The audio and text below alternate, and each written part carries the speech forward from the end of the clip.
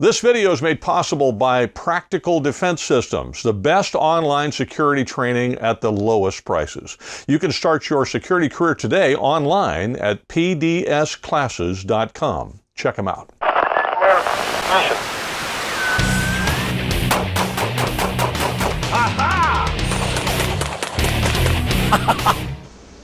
Hi, I'm Joel Persinger. I'm the Gun Guy. Thank you very much for all of your support of Gun Guy TV. I'm super grateful. Please do check us out on both Rumble and X. Those are the platforms that do not censor me in any way. YouTube tends to, not always, but I just don't like censorship at all, and so YouTube is not my main platform anymore. Rumble is. But you can also follow me on X, which I'm on all the time uncensored. And if you want to, I guess you can stick around on YouTube. I'd encourage you to go to one of the other two, though, if you don't mind. All right, so what am I going to talk about now? I get frustrated sometimes because my everyday bag, I guess you'd call it that. I don't know what to call it. People call it a go bag. Now, I think a go bag is a bag you got with you that you don't use much, just full of stuff, and you're ready to go if something happens. Okay, that's fine, but I don't want to have an extra bag to do that. So I just have one bag, which is this. Let me get it down here. This is a Citizens Lab gray man bag, and no, I did not get it because it's super tactical. I got it because it had what I needed, and because these bags are sort of indestructible. I have a Citizens Lab bag for my camera stuff as well, and it's indestructible. But this thing, which has my laptop in it currently, is really sort of my laptop bag. It's got what I need throughout the day if I'm working or wherever I'm going is generally in that bag. And I thought, well, let's turn that bag into the only bag I take with me all the time, which is my laptop bag, my business bag, but also it's got some elementary stuff in it that I know I would need in case of a natural disaster. Where I am in San Diego County, the things we concern are, normally it's earthquakes, fires, that's what we're concerned about here. Certainly, I guess I could say, well, civil unrest or whatever. We've had some minor examples of that in the county, but nothing like Los Angeles has had, or San Francisco, or whatever. So is it possible? Yes. I've lived here, I'm 66 as of the recording of this. I've lived here most of my life and haven't experienced too much of that. So it's possible, yes. Likely, probably not. So I don't worry about that too much. I'm more concerned about, gee, there's been a big earthquake, because fire you can see coming for days. Earthquake, not so much. That's here and it's not. And so you don't know when it's coming, and when it's coming, it can be devastating. So I could be in a situation where I can't get into my truck, or can't get to the truck, or the truck, although I drive a lifted 4x4, maybe it couldn't overcome whatever obstacles are now in the way because the road is broken up, or there's some sort of obstacle I can't get past, or any of those kind of things. So I'm like, well, I might have to walk. Okay. If that's the case, I want to be able to take certain things with me. I do stage a lot of things. I'm a stager. Predominantly, I have things staged at the classroom, where I teach all the time. I have staged things at home, obviously where I am today, and I have things I keep in the truck all the time. Okay, so at the classroom, for example, I keep an extra firearm in a secured pistol safe, bolted to the wall, so nobody's going to run off with it, but I keep a full-size pistol there with a weapon light and all kinds of other goodies, lots of mags and extra ammo, because it's staged there. I don't have to carry it back and forth, and I'm there a lot because I'm teaching, and it's our business office, or I'm home, and so there's lots of stuff at home, lots of stuff there. I keep some extra food there, extra water, there's a body armor there, so stuff staged there. That gives you an idea of what I'm talking about.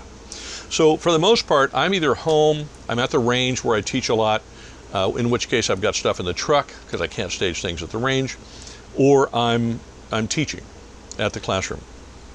Those are the places I'm at most of the time, and if I'm anyplace else, I'm generally driving my truck. Now, sometimes I'm in my wife's SUV, not in the truck, and so I wouldn't have all that stuff because it's not in the SUV.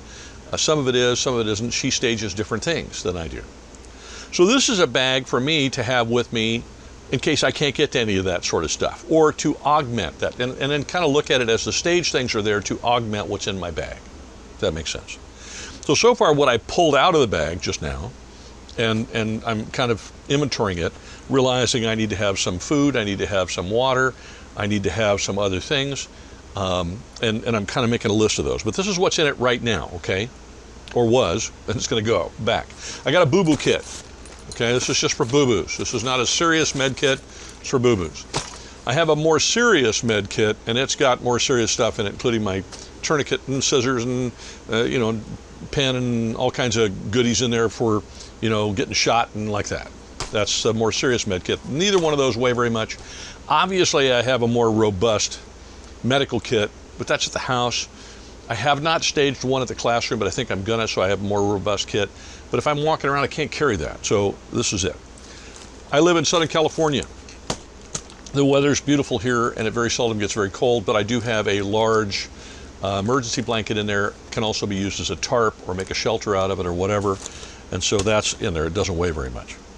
I want to have my Bible with me all the time, so I have a little New Testament, and knowing that the print is really small, I have some folding, collapsible reading glasses that are the right power for me, so I can read that. Now, as far as communications is concerned, we just talked about medical. I have radio that I keep in here. Now, I just put some batteries in it to make sure it works. When does it end? Well, let me answer one of the... And it does. I'm going to take the batteries back out because I don't keep batteries in it because, you know, they leak and then your radio's toast. So I'll take those back out in a minute. I actually keep 6 batteries for it because I don't know. I might need it for a few days. I might run the batteries out. Okay, and I don't want to buy a cranking one because it takes too much room in the bag. And this is not for the zombie apocalypse. This is in case I have to walk, you know, 10 or 15 or 20 miles from wherever I'm teaching to home. And I can hike that far without any problem, even at my age. I mean, I'm going to get tired along the way, but I normally hike about 15 to 20 miles a week. So it's not too much of a stretch for me to do that. But I want to be able to keep the bag, you know, kind of lighter. As a buddy of mine says, he's a retired gunny, every bit of battle rattle has to have a reason, otherwise you're carting it around. So I'm trying to keep it reasonably light, okay? And then just some stuff I might need along the way, some paracord. I'm not packing a bunch of paracord, I'm just taking a paracord bracelet, because that I can put on my wrist or I can throw in the bag or whatever, and I've got some paracord. I've got some electrical tape, a small roll of duct tape that I've collapsed so it's easy to stow. And then some other tools, a light multi-tool. I've got a Leatherman that weighs more than I do, but I'm not putting it in this bag, but I got a light multi-tool that's this is a Coleman multi-tool, really handy little one. I've used it a lot. But that one, I have Leathermans and other ones, but they're in other bags. This one's going to be in this bag. And then just in case I need a hammer of some kind, I've always loved this particular multi-tool. I only have one of these. I've never been able to find another one. But this makes into a hammer. It also has the ability to be a screwdriver like the other multi-tool, and it has a bunch of bits for it. I don't know if I'd need a screwdriver, but the hammer is kind of handy to have. And so that, in case I need to hammer something, I have a little hammer that doesn't weigh a lot, but it certainly would be effective. Additional, where tools are concerned, is a brighter light. And I really like these Sofern lights. I think they're Chinese probably, which somebody's going to, I'm sure, chastise me about.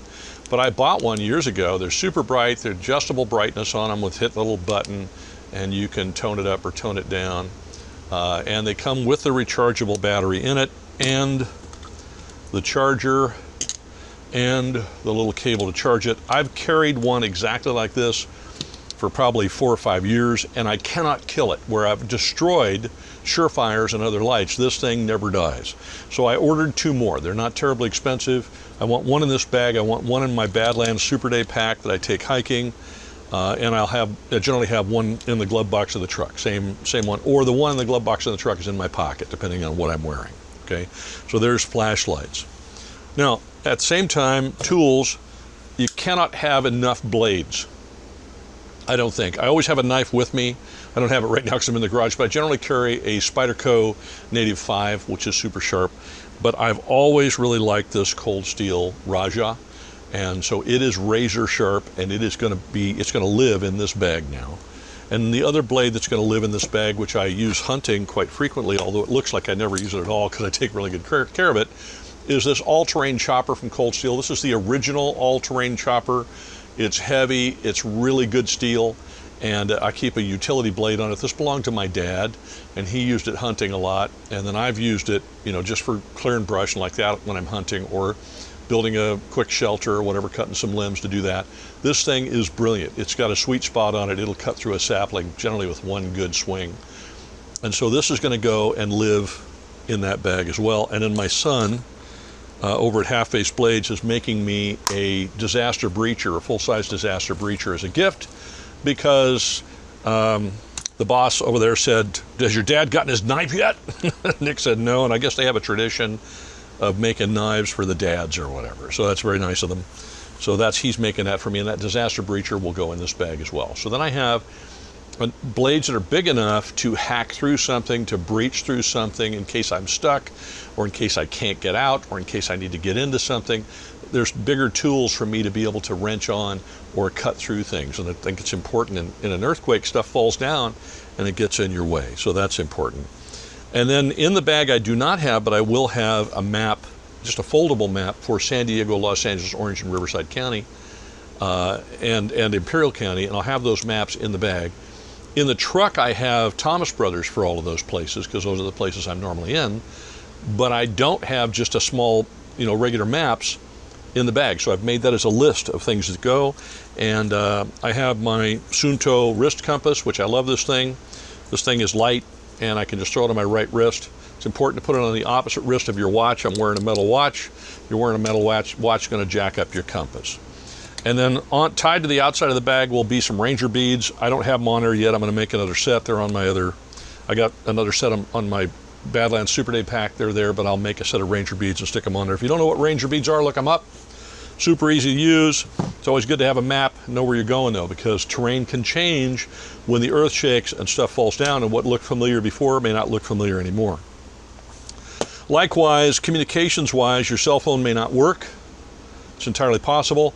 In a few minutes, I'm going to grab a handheld ham, 2-meter 440 radio, and its charger, and an extra battery, and I'm going to keep that in here as well. I've got about 6 of them, so I'm going to grab the smallest one and put that in here, so in case I want a ham radio, that'll live in this bag. Let's make sure it's charged.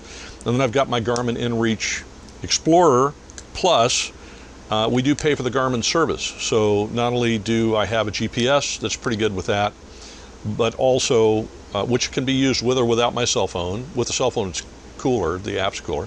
But I can also send texts to my wife.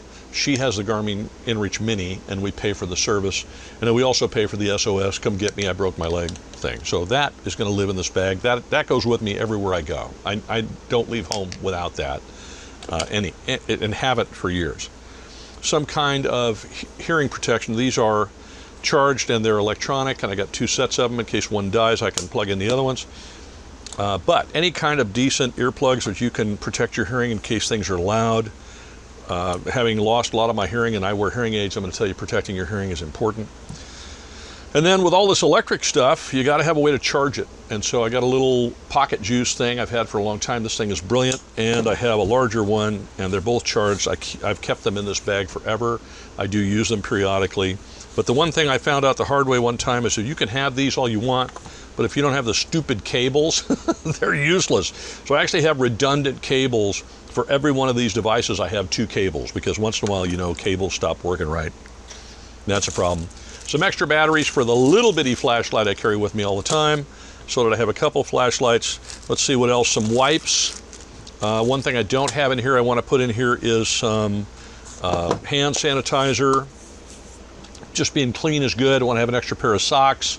I don't have those in here, and that kind of stuff. Extra pair of underwear, extra pair of socks. This bag is supposed to last me a couple, 2 or 3 days. That's it, okay? And then I don't have any food in it.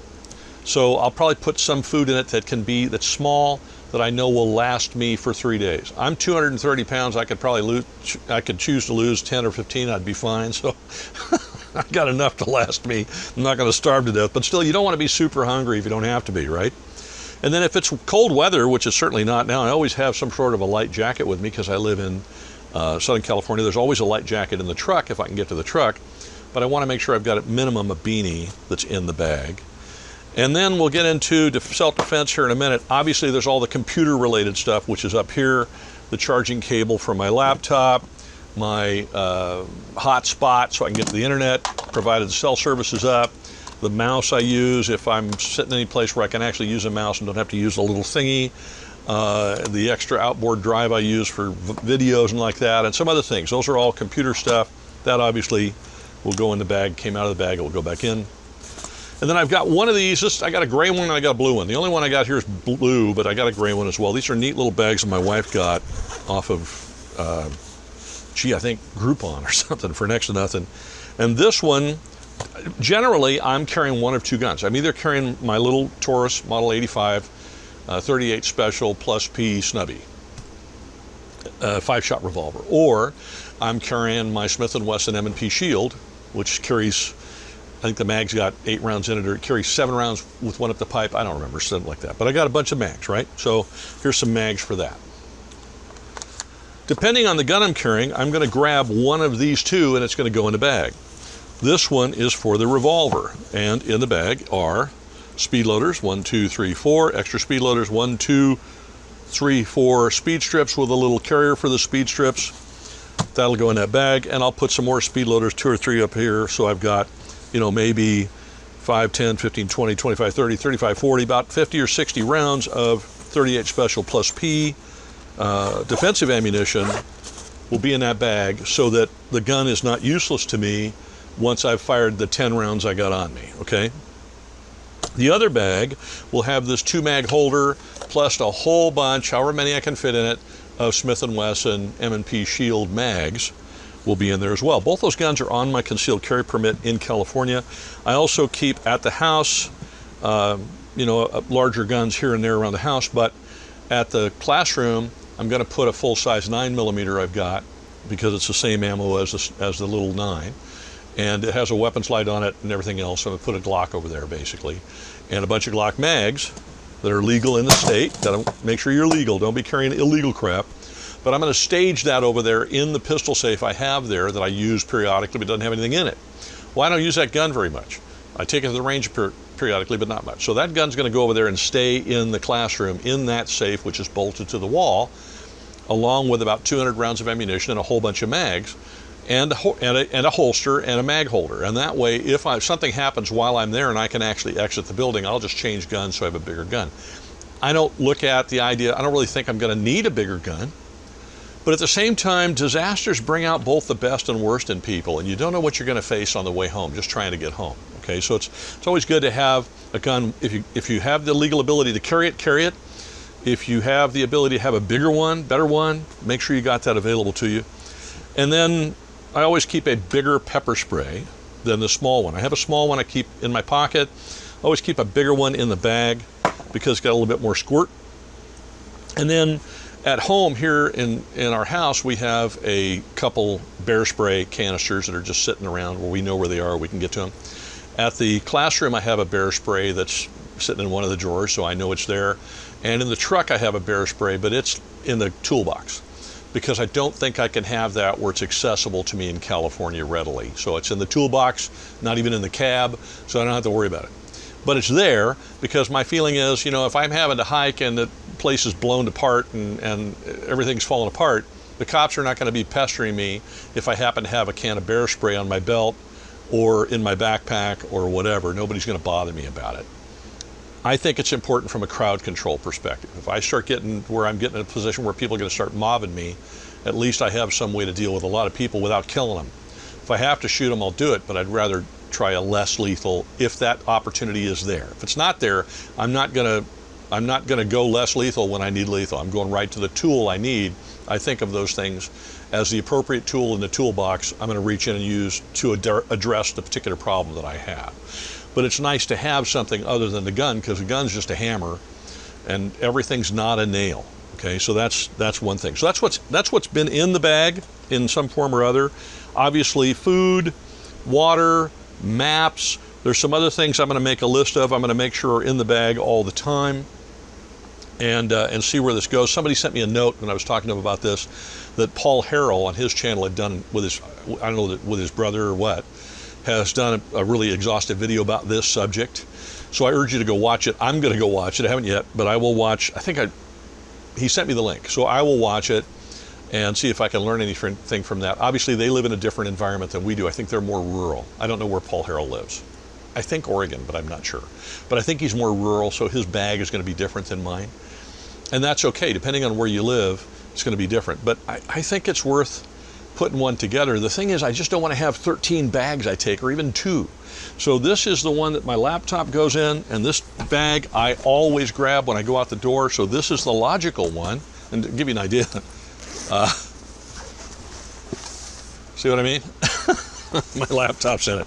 This is the logical one for me to have all this stuff in. And the only other thing I might add, because I'm in this area, is I might pick up, I'm thinking about picking up a 3A backpack armor panel and just sliding it in there so that if I need protection or something, at least I've got some pistol protection. But I think really the goal is to avoid trouble at all costs and be very stealthy. It's one of the reasons why I wouldn't have like a camo bag or anything that's going to stand out to say this guy has weapons or this guy has stuff. It's sort of a generic gray man bag, and that's really all I want. And I try to look like a gray man and be able to get from point A to point B. I'm just trying to get home or get wherever. And so there you go. There's some ideas about bags. This is what I'm doing. It's not perfect, so if you have suggestions, feel free, throw them in the comments. Obviously, like I said, a lot missing, but I'm going to be working on that. And if I get a chance, and once I figure out what I'm going to put in it, in addition to this, I might do an update and tell you what I added beyond what I've already got here. The other thing I would mention is if you have something in there, know how to use it. So don't just go buy a med kit with a blowout kit and a tourniquet and like that when you don't know how to use it. Take a class, get the stuff out once in a while, make sure you know what's in it, inventory it, because people take stuff out of it and don't put it back. You know what I mean? Know what you got in your bag. Know how to use everything you have in your bag.